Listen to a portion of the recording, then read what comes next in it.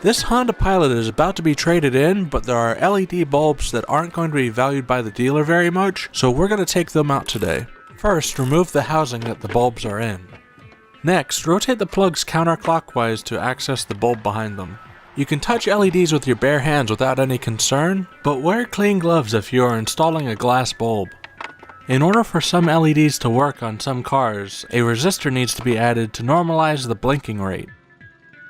If it was installed correctly, it will be run in parallel to the light bulb. Because of this, you can simply cut it out with some wire cutters, and the circuit will be back to normal, ready for incandescent bulbs. However, if it was installed in series, you can still cut out the resistor, you will just have to splice the two wire ends back together. A lot of LEDs like marker lamps and interior bulbs don't require these resistors though, so they are much easier to replace. You can even use needle nose pliers on LEDs if they're not made out of glass. Once you've removed all the LEDs you want to, you can reassemble the housings. If I were keeping the car, I would clean up these splices, but since it's getting traded in, I'm not too worried about it.